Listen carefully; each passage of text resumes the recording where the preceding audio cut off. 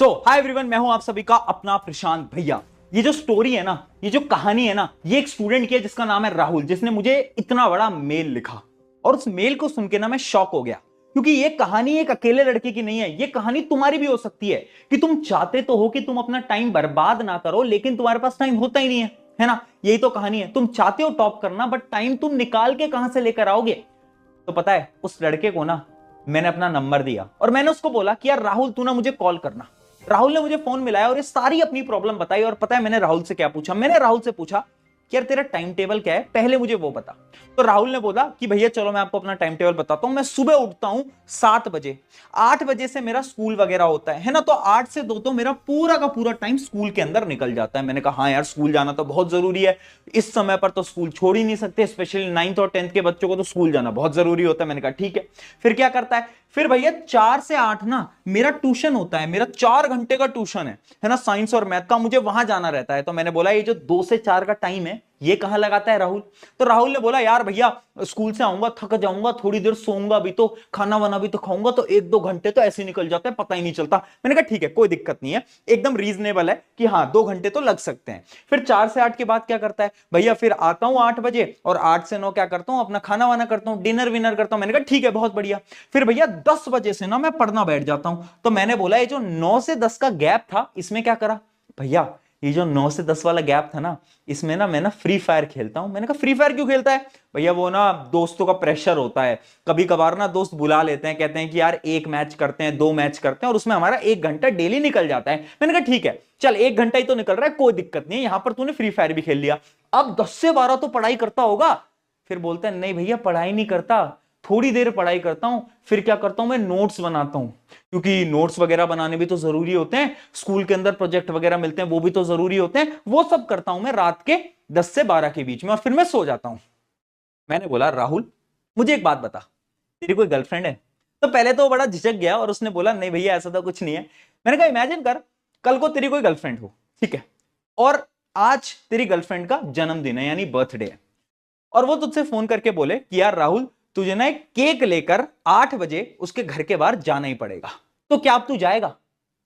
राहुल बोलता है कि हाँ भैया, अब बर्थडे तो एक बार आता है, तो जाना तो पड़ेगा।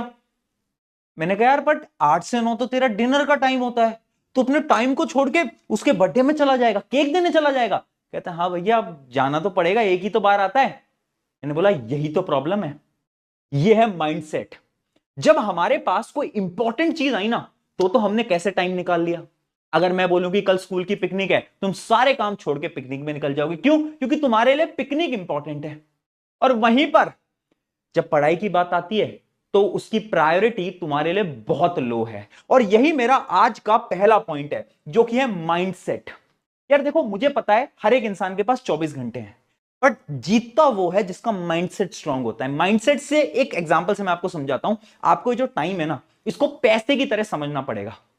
अगर मान लो तुम्हारे पास 500 रुपए हैं, तो उस 500 रुपए को तुम किस पे खर्च करोगे? खुद पे करोगे या फिर बांटते फिरोगे? हैं कि कोई मिला 100 रुपए तू रख ले, 200 रुपए तू रख ले, 100 रुपए तू रख ले, क्या करोगे? अरे भैया खुद पे खर्च करेंगे, 500 रुपए हैं हमारे पास बस। तो टाइम भी तो पैसा है, और टाइम तो पैसे से भी इंपॉर्टेंट है। तो 24 घंटे तुम्हें खुद पे खर्च करने हैं या फिर दुनिया पे खर्च करने हैं? वहां पर तो तुम दुनिया पे खर्च करते रहते हो। दोस्त ने फोन मिलाया, फटाफट से उठा लिया, 1 घंटे बात चल रही है, इंस्टाग्राम पे रील चल रही है। यही तो कर रहे हो, यही तो कर रहे हो। यही प्रॉब्लम है। माइंडसेट शिफ्ट करना पड़ेगा हमें, हमारी प्रायोरिटीज बनानी पड़ेंगी। टाइम ना मिलता नहीं है, टाइम निकालना पड़ता है। आपको यह ढूंढना पड़ेगा कि आपके स्केड्यूल में आपकी प्रायोरिटी क्या है। फॉर एग्जाम्पल, अगर आपका स्केड्यूल भी कुछ ऐसा दिखता है ना, तो ये जो रात के आपको ये जो 2 घंटे यहां पर दिख रहे हैं ना, ये 2 घंटे आप क्या कर रहे हो? आप नोट्स बना रहे हो। खुद से पूछो, क्या नोट्स बनाना सच में इंपॉर्टेंट है? अंदर से आवाज आएगी नहीं। क्या प्रोजेक्ट करना सच में इंपॉर्टेंट है? अंदर से आवाज आएगी नहीं। फिर भी ये 2 घंटे आखिर तुम क्यों खराब कर रहे हो?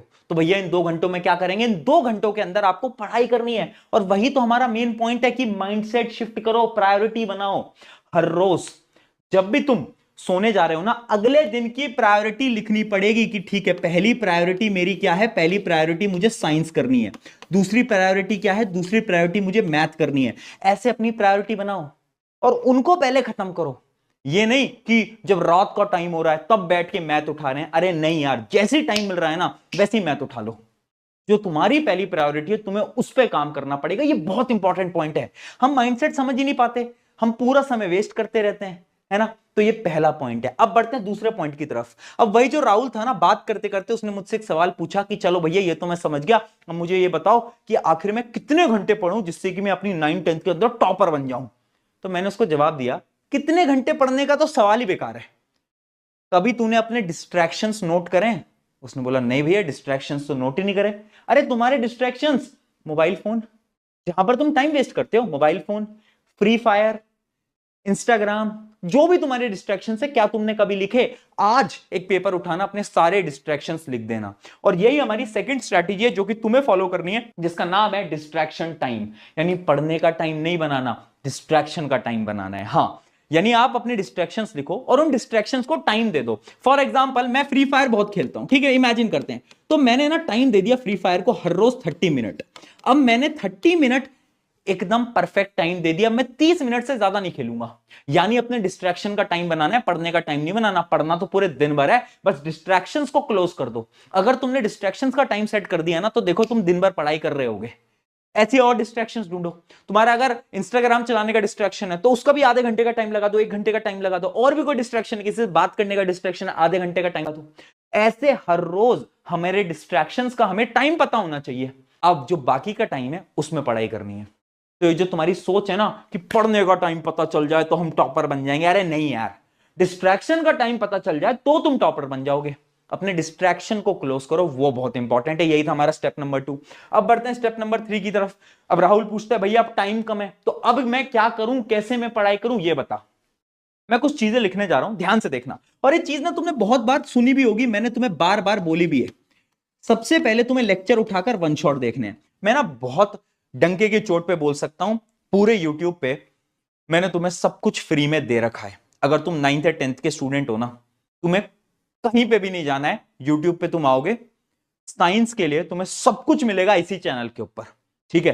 किसी भी चैप्टर को अगर तुम्हें डिटेल में पढ़ना है, उस चैप्टर का नाम डालो, वन शॉट वीडियो उठाओ। एनसीईआरटी पढ़ने की जरूरत नहीं है उन लेक्चर्स को देखने के बाद, बात खत्म। उसके अलावा मैं यहां रुका नहीं, तुम्हारे रिवीजन के लिए मैंने तुम्हारे लिए रैपिड रिवीजन्स भी बना दिए हैं, 9th और 10th दोनों के लिए। तो तुम रिवाइज वहां से कर सकते हो। उसके बाद अगर इमेजिन करो बहुत कम टाइम है, अब तुम बोल रहे भैया नोट्स तो बनाने नहीं है तो क्या करें? अरे यार, नोट्स भी मैं तुम्हें साइंस के पूरे नोट्स दे दूंगा डिस्क्रिप्शन के अंदर। जाओ फटाफट से उठा लो नोट्स, ठीक है। इन नोट्स की फोटोकॉपी निकाल लो, और जब तुम ये लेक्चर्स देख रहे हो तो ये जो नोट्स है अपने हाथ में रखना और मार्क करते हुए चलना है, ठीक है। ये सारी चीजें मैंने तुम्हें रिसोर्सेज में दे रखी है। तो अगर तुम चाहो एक प्लानर बनाकर डिटेल में आज से अपना टाइम बर्बाद करना बंद करके पढ़ाई पे लग सकते हो, यस। बट अगर तुम कह रहे हो भैया इतनी सारी चीजें अरेंज मैनर में अगर हमें एक जगह पे मिल जाएं तो मजा आ जाए, तो उसके लिए भी इंडिया का मोस्ट रिजल्ट प्रोड्यूसिंग बैच आपको पता होगा, अबे बैच, वो ऑलरेडी आ चुका है। दिसंबर 1 से उसकी क्लासेस स्टार्ट होने वाली हैं, जिसके अंदर साइंस में पढ़ाऊंगा एसएसटी दिगराज सर, मैथ आपके शोभित भैया। वो जो बेस्ट बैच है ना 9th और 10th दोनों के लिए, वो ऑलरेडी आ चुका है, ठीक है। बट मैं फिर बोल रहा हूं, अगर तुम चाहते हो ना कि तुम YouTube से पढ़ो, बिल्कुल पढ़ो, सब कुछ मैंने दे रखा है। बट अगर तुम चाहते हो अगले 45 दिन के अंदर डिटेल्ड मैनर में आपका कोर्स खत्म हो जाए, तो फिर तुम अवे बैच के अंदर जा सकते हो, है ना। ये दोनों बैनर आप देख सकते हो, एक 9th का एक 10th का है। 9th की जो प्राइस है वो 999 है, मात्र 1000 रुपए। एक कोड नेक्स्ट 3000 आप लगा सकते हो। सिमिलरली 10th की जो प्राइस है वो है 1199, यानी 1200 रुपए, सेम कोड लगाकर, ठीक है। ये सारी चीजें तुम्हारे लिए ऑलरेडी हमने नेक्स्ट टॉपर्स ने बना रखी है, तो तुम्हें ज्यादा लोड नहीं लेनी, टेंशन नहीं लेनी, सब कुछ है हमारे पास ऑलरेडी, ठीक है। बट फिर भी अगर तुम YouTube से पढ़ना चाहो, पढ़ सकते हो, सब कुछ फ्री ऑफ कॉस्ट यहां पर दे रखा है, ठीक है। इतनी बात समझ आ गई।